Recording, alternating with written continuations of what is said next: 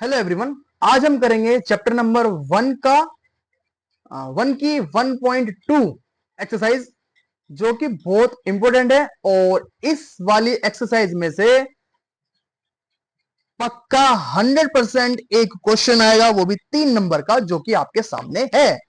तो ध्यान से देखना, ये सवाल हम करेंगे कैसे। थोड़ा सा आपको अटपटा लगेगा, लेकिन सीख जाओगे। जैसे जैसे मैं कहूंगा बस वैसे वैसा आपको करना है, ठीक है। तो पहले सबसे पहले देखते हैं कि सवाल लिखा क्या है हमारे पास।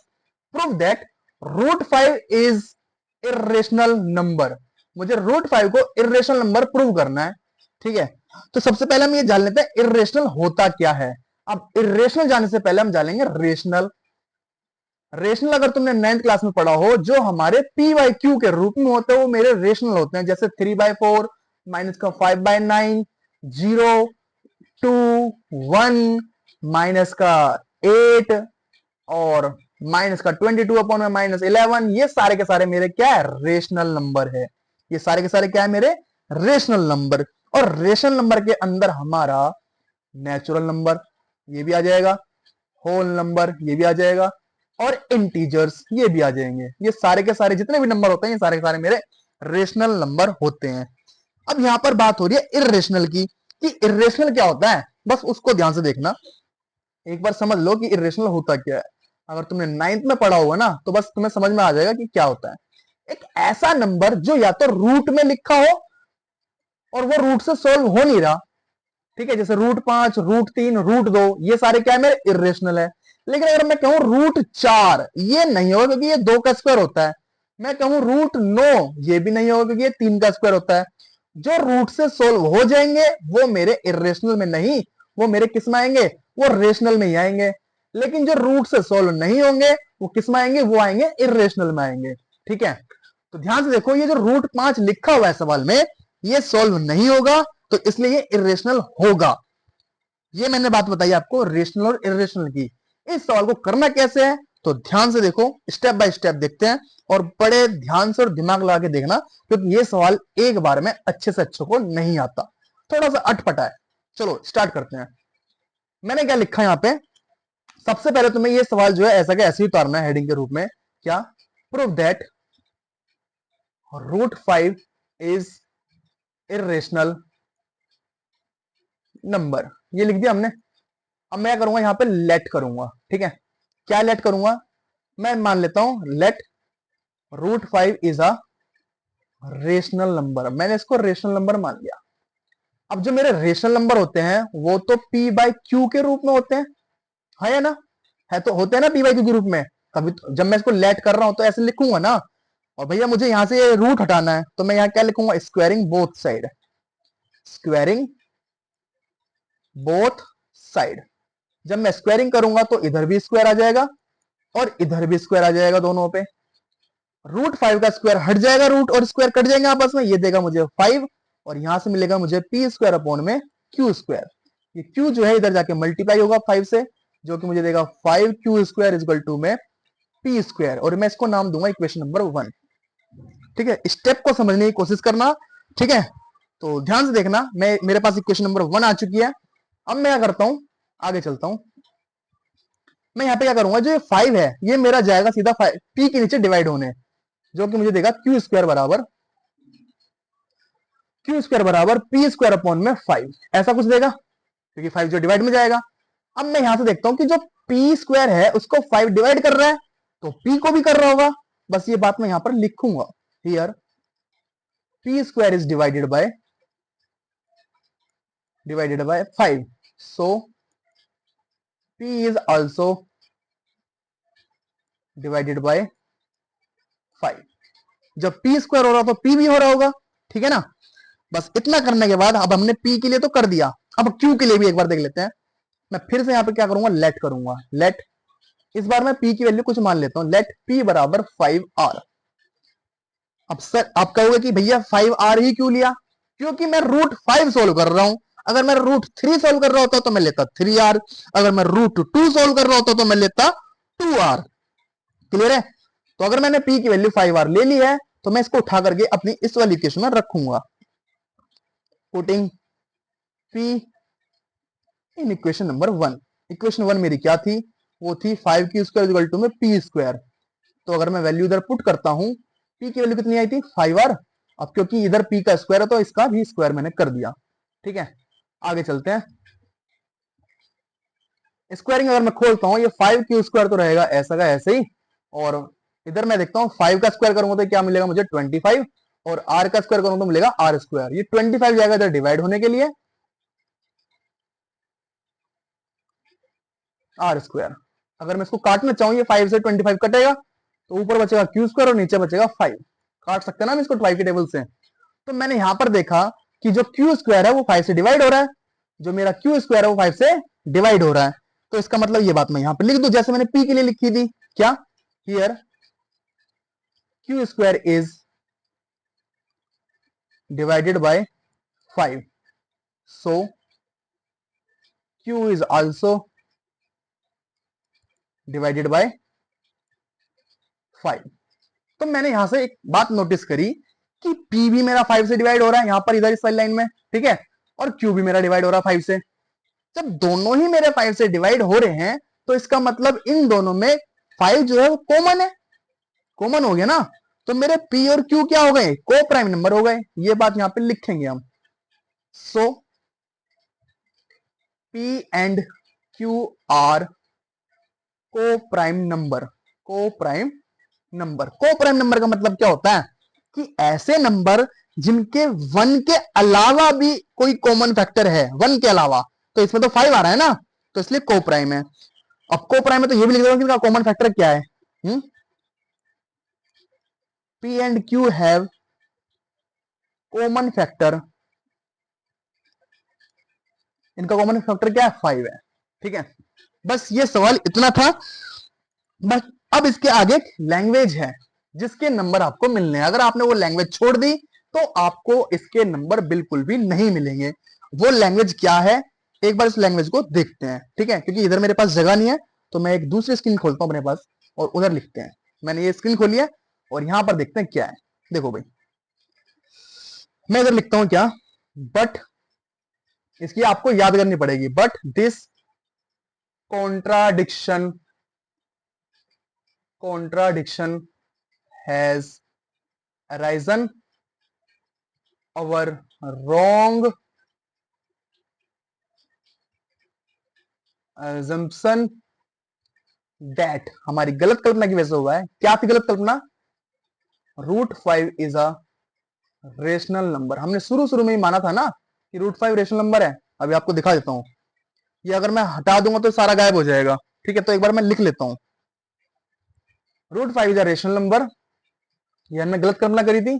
सो we conclude that √5 is an irrational number. ये सवाल यहां पे खत्म हो जाएगा। ठीक है, अब देखो मैंने यहां पे लिखी है ना, but this contradiction has arisen. Contradiction मतलब होता है बहम, लेकिन ऐसा बहम हैज अराइजन आया है या पैदा हुआ है अवर रॉन्ग एजम्पशन, हमारी गलत कल्पना के कारण। दैट, हमारी गलत कल्पना क्या थी, √5 इज अ रेशनल नंबर, जो मैंने शुरू में ही माना था लेट करके। ठीक है, तो हमने गलत कल्पना करी थी तो इसलिए माना नहीं गया।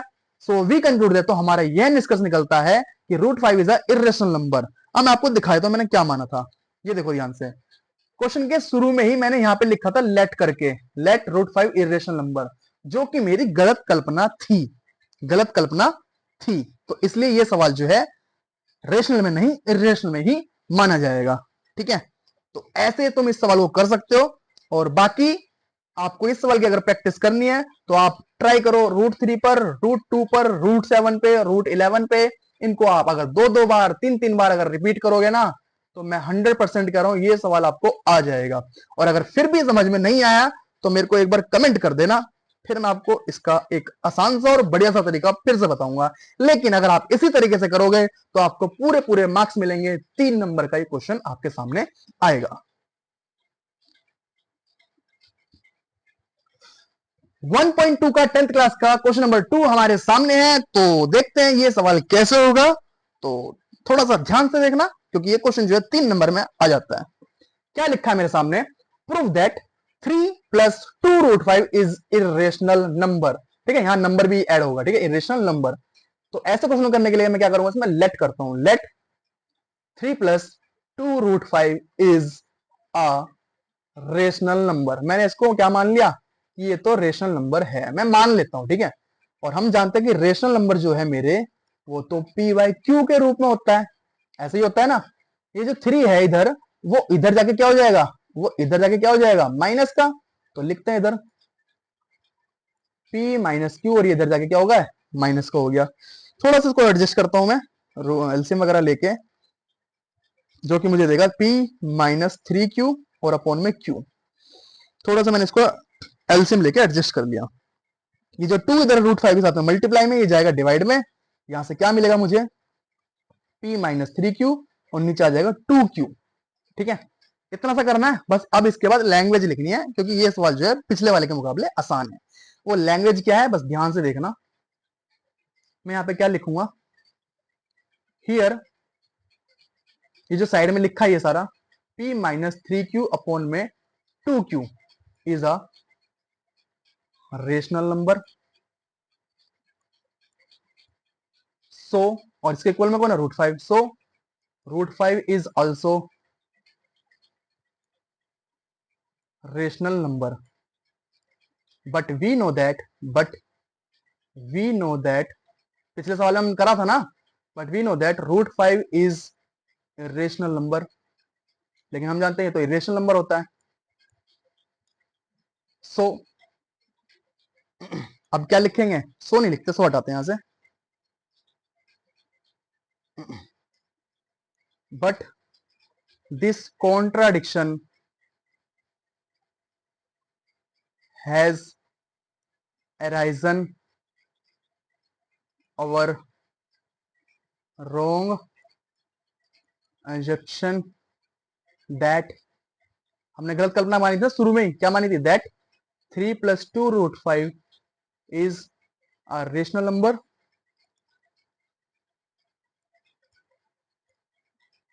So we conclude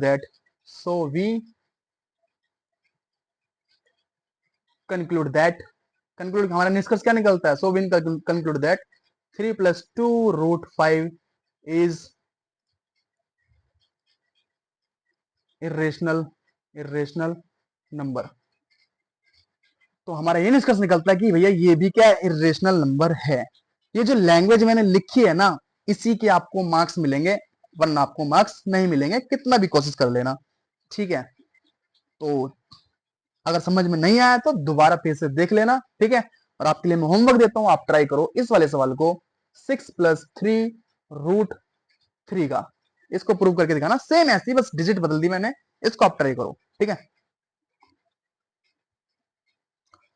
1.2 का 10th क्लास का क्वेश्चन नंबर 3 आपके सामने है, और देखते हैं ये कैसे होगा। तो इसका फर्स्ट पार्ट हमारे सामने क्या लिखा है, 1/√2।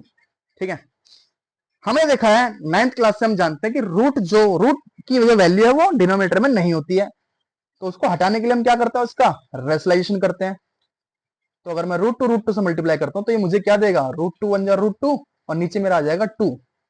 और मैं इसको कर लेता हूं let √2/2 is a rational number. मैंने इसको क्या मान लिया, इसको मैंने मान लिया रेशनल नंबर। और रेशनल नंबर तो मेरे p/q के रूप में होते हैं, हाँ या ना। ये जो 2 है, ये वाला नीचे वाला 2, ये जाएगा ऊपर मल्टीप्लाई होने के लिए। ठीक है, अब बस लैंग्वेज का खेल है, जो लिखी थी हमने पिछले वाले सवाल में, क्या आएगा यहाँ पे language, here 2p/q is a rational number. So इसके इक्वल में कौन है, √2। So √2 is also rational number. So √2 भी क्या होगा, रेशनल नंबर होगा। बट दिस कॉन्ट्राडिक्शन, इसका मतलब होता है बहम, but this contradiction has arisen our wrong assumption that, हमने गलत कल्पना करी थी, क्या, शुरू में लिखी थी ना, ये रहा, ये जो लिखा था, दैट क्या लिखा था कि √2/2 इज अ रेशनल नंबर, ये लिखा था ना। So we conclude that, root two upon two is an irrational number.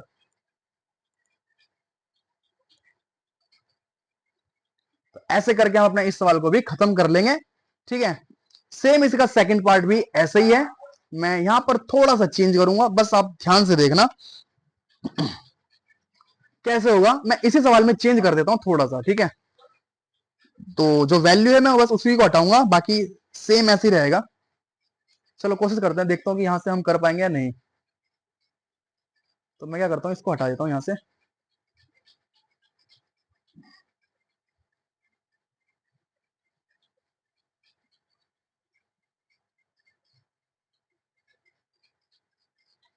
क्या लिखा है 7√5। अगर मैं इसको लेट लिखता हूं, let 7√5 is a rational number. तो जब मैं इसको लेट कर रहा हूं तो ये पी बाय क्यू के रूप में होगा, और जो 7 ये जाएगा नीचे डिवाइड में, ये जाएगा ऐसे करके, ठीक है, क्यू आएगा इधर, ठीक है, ऐसे ही आएगा ना। बस जो इधर लिखा हुआ है वो यहाँ चेंज कर देता हूं मैं, बाकी सारी लैंग्वेज यही रहेगी। जहां जहां मैंने करा है मैं उधर से हटा देता हूं इसको, पिछले सवाल के लिए, ठीक है। अब देखो मैं कहाँ का चेंज कर रहा हूँ, क्योंकि लैंग्वेज तो ही रहेगी, लैंग्वेज थोड़ी बदलती है। इधर आ जाएगा मेरा p अपॉन में 7/q, ये here p upon 7q is a rational number, so √5 is also a rational number, but this contradiction has arisen our wrong assumption that, हमने शुरू में गलत करना करनी था, that 7√5 is a rational number, so we conclude that 7√5 is an irrational number। देख रहे हो ना कैसे सेम लैंग्वेज में मैंने दूसरा क्वेश्चन बदल दिया, ठीक है। तो ऐसे करके हम कर सकते हैं। अभी अगर आप तीसरे पार्ट को भी अगर आप देखते हो तो वो भी मैं आपको दिखाता हूं कि कैसे मैं उसको बदलता हूं। तो मैं इसको हटाता हूं यहां से, इसी लैंग्वेज में मैं तीसरा भी करके दिखाऊंगा आपको, ठीक है। इधर से भी हटा देता हूं, यहां से भी, और इधर से भी, और इधर से भी, ठीक है। क्या लिखा तीसरा पार्ट मेरे पास, ये लिखा 6+√2। अगर मैं इसको भी लेट करूं, let 6+√2 is a rational number.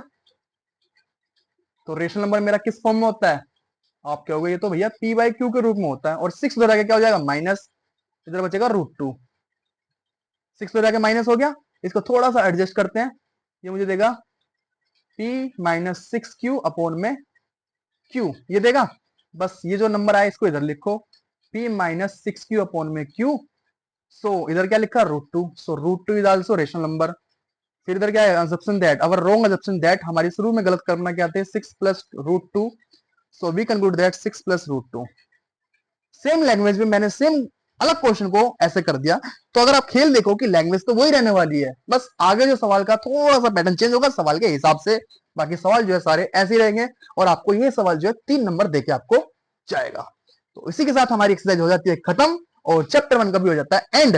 और अगर आपको और अच्छे बेहतरीन सवाल करने हैं तो आप देख सकते हैं वीडियो के एंड में आपको मिलेगा टॉप 15 वीडियोस चैप्टर नंबर 1 की, तो आप इधर से देख सकते हैं। मिलते हैं अगली वीडियो में, तब तक के लिए टाटा एंड बाय बाय।